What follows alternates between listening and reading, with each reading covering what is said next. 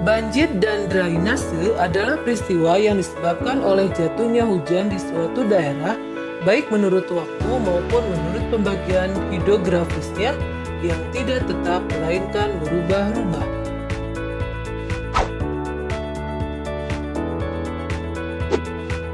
Menurut Robert Kodowati dan Rustam Sarif, banjir dikategorikan menjadi dua, yaitu satu, kejadian banjir atau genangan yang terjadi pada daerah yang biasanya tidak terjadi banjir. Dua, peristiwa banjir terjadi karena limpasan air banjir dari sungai karena debit banjir yang terlalu banyak. Secara umum, drainase didefinisikan sebagai usaha untuk mengalirkan air yang berlebih dalam suatu konteks pemanfaatan tertentu. Pada prakteknya, drainase terbagi atas 3 tugas pokok, yaitu 1. Drainase untuk daerah perkotaan atau pemukiman. 2. Drainase jalan raya. 3. Drainase lahan pertanian.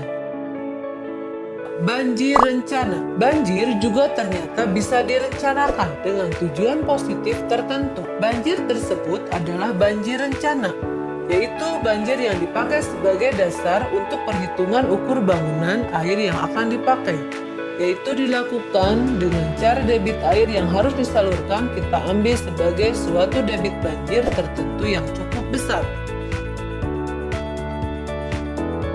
Penetapan besarannya banjir rencana ini adalah masalah pertimbangan hidroekonomis yang didasarkan terutama pada 1. Besarannya kerugian. 2. Umur ekonomis bangunan. 3. Biaya pembangunan. Resiko kegagalan banjir rencana dapat digambarkan dengan rumus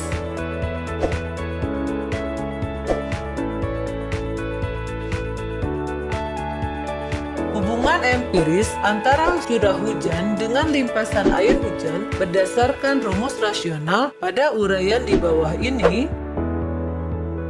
Untuk menetapkan curah hujan empiris limpasan air hujan dengan metode Maclaurin dan metode Dorweduen. Metode Maclaurin melihat beberapa aspek, yaitu 1. Koefisien limpasan air hujan. 2. Curah hujan. 3. Waktu konsentrasi. 4. Perhitungan banjir rencana. Metode kedua adalah metode Dorweduen, di mana dengan luas 100 km persegi perhitungan banjir Weduen yaitu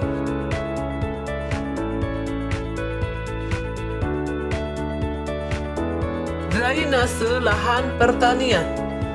Drainase berfungsi membuat lahan atau tanah menjadi lahan pertanian yang produktif sebagai tempat pertumbuhan tanaman dengan mengalirkan air yang berlebih dari lahan yang diolah, membuang bahan-bahan beracun dari dalam tanah serta memperbaiki struktur tanah agar mempunyai aerasi yang baik.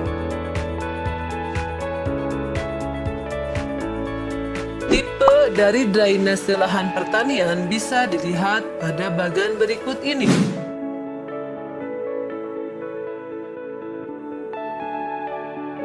Drainase pada dasarnya mempunyai pengaruh langsung terhadap sistem lahan pertanian, yaitu 1. Menurunkan rata-rata muka air di atas ataupun dalam tanah. 2. Mengalirkan air melalui sistem internal ataupun eksternal. Kemudian pengaruh langsung menimbulkan sejumlah pengaruh tidak langsung yang ditentukan oleh iklim, tanah, tanaman, dan praktek pertanian.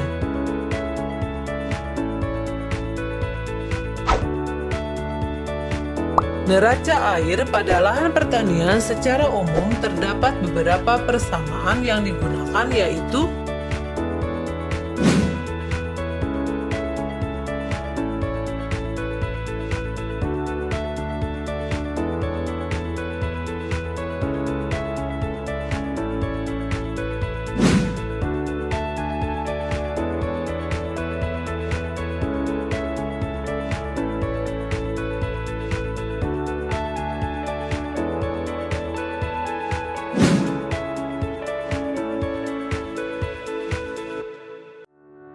sedangkan neraca air pada tanaman mempunyai keseimbangan air dalam bentuk yang sederhana pada suatu periode dapat dipahami dengan rumus dan persamaan berikut ini.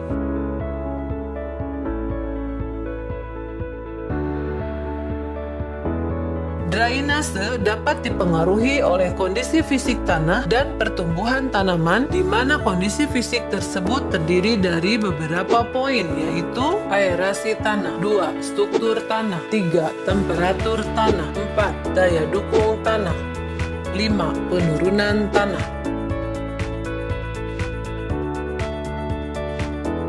Selain itu, drainase juga dapat terpengaruhi oleh kondisi kimia tanah dan pertumbuhan tanaman, di mana kondisi kimia tanah tersebut terdiri dari beberapa poin, yaitu 1. Suplai nutrisi, 2. Salinitas dan alkalinitas tanah, 3. Asiditas tanah. Drainase pada lahan pertanian terdapat beberapa formulasi dan kriteria desain yang menjadi acuan, yaitu 1. Tipe variabel. Pada perencanaan drainase ada 3 jenis variabel. 1. Engineering variabel, 2. Environmental variabel, 3. Kriteria variabel. 2. Kedalaman, durasi dan analisa frekuensi. 3. Tipe dari kriteria sehubungan pada durasi dan frekuensi. Drainase pada daerah irigasi. Drainase pada daerah irigasi pada dasarnya mempunyai 2 fungsi, yaitu 1. Drainase internal, berfungsi untuk mengalirkan kelebihan air dari sawah untuk mencegah terjadinya genangan dan kerusakan tanaman. 2. Drainase eksternal, yaitu berfungsi untuk mengalirkan air dari luar daerah irigasi. Debit kelebihan air yang terjadi di sawah dalam petak tersier disebabkan oleh beberapa faktor, yaitu 1. Hujan, 2. Melimpahnya air irigasi yang berlebih dari sistem jaringan primer atau sekunder, 3. Lebihnya limpahan air irigasi di dalam petak tersier. Drainase permukaan untuk petak dinyatakan dalam persamaan sebagai berikut.